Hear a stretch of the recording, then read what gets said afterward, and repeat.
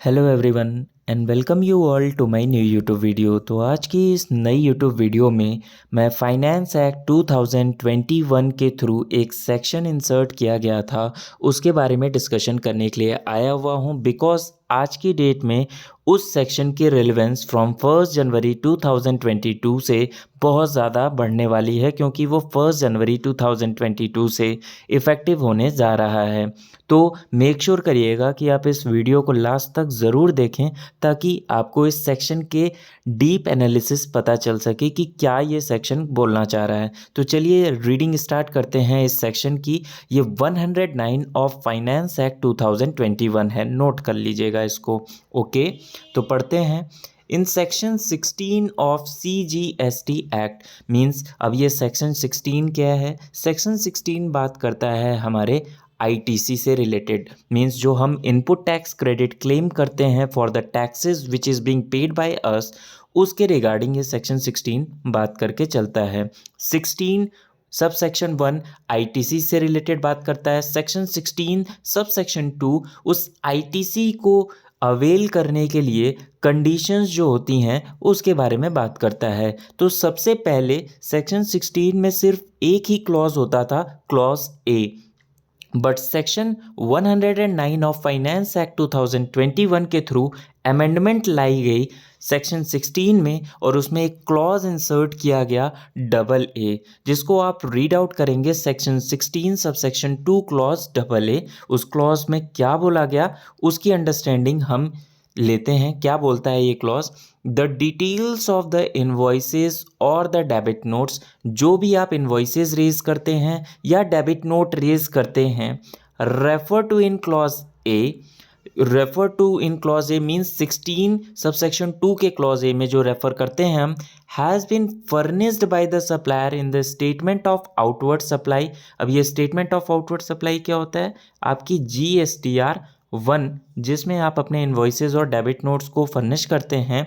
And such details have been communicated to the recipient of such invoice और debit note in the manner specified under section 37।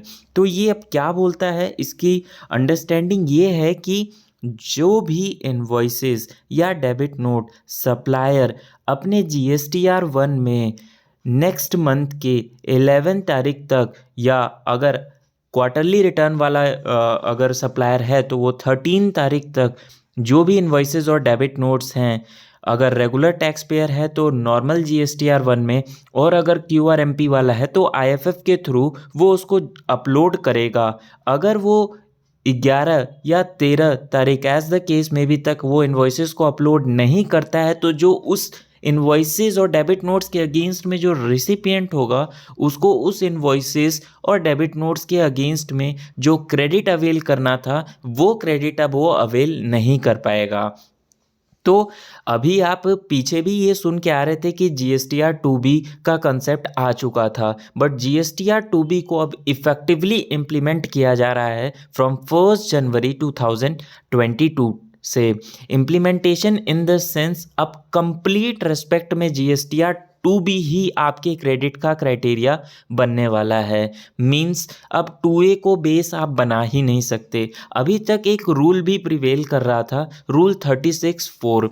Rule 36(4) में क्या बात की जाती है? रूल 36(4) में ये बोला जाता था कि जो इन्वॉइसेस सप्लायर ने टाइमली पोर्टल पर अपलोड कर दिए हैं और डेबिट नोट्स, उसके अगेंस्ट का तो आपको क्रेडिट मिल ही जाएगा, प्लस 5% ऑफ एलिजिबल ITC। अब एलिजिबल ITC क्या होता है? जो इन्वॉइसेस या डेबिट नोट्स अपलोड कर दिए हैं सप्लायर ने, का भी बेनिफिट दिया जाता था, बट वो बेनिफिट भी अब आपसे छीन लिया गया है। मीन्स सिर्फ और सिर्फ GSTR 2B में जितने इन्वॉइसेस और डेबिट नोट्स सप्लायर ऑन और before the due date upload कर देगा, सिर्फ और सिर्फ आपको उसी इन्वॉइसेस और डेबिट नोट्स का क्रेडिट मिलेगा। मैंने ये सेक्शन आपको फाइनेंस एक्ट 2021 का क्यों पढ़ाया, उसके पीछे एक रीज़न है कि अभी रिसेंटली GST में इसके रिगार्डिंग एक नोटिफिकेशन इशू करी गई है, नोटिफिकेशन नंबर 39 2021। उस नोटिफिकेशन में क्या बोला गया है,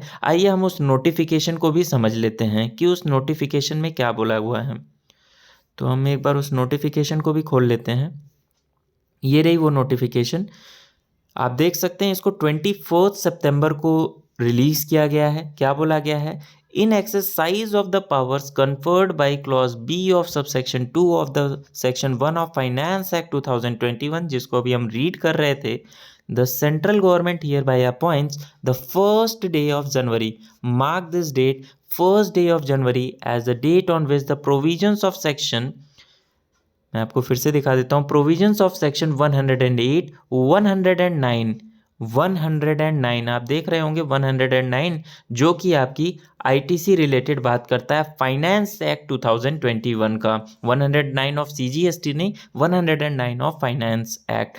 तो इसमें एक इम्प्लीमेंटेशन और आ रही है कि जो आप रिटर्न दिसंबर की फाइल करेंगे जनवरी में, उस पे भी ये नोटिफिकेशन की एप्लीकेबिलिटी आ जाएगी। तो बहुत ध्यान से दिसंबर के रिटर्न आप फाइल करके चलिएगा, क्योंकि क्रेडिट आपको तभी मिलेगा जब आपका सप्लायर ड्यूली रिटर्न फाइल करेगा 11 तारीख और 13 तारीख as the case may be. तो मेक श्योर करिए कि आपकी, अगर आप रिसिपिएंट हो तो आपका सप्लायर के साथ कम्युनिकेशन बेटर हो, ताकि आप क्रेडिट प्रॉपरली यूटिलाइज कर सको। अगर आपने टू बी को निगलेक्ट किया अपने रिटर्न को फाइल करते वक्त, तो आपको श्योरली नोटिसेस आ सकते हैं जीएसटीएन डिपार्टमेंट के थ्रू। तो आज के वीडियो में मेरा मेन मोटिव यही था कि आपको ये नोटिफिकेशन के बारे में डिटेल किया जाए, बिकॉज दिसंबर की जब आप रिटर्न जनवरी में फाइल कर रहे होंगे तो आप उसको प्रॉपरली फाइल करें।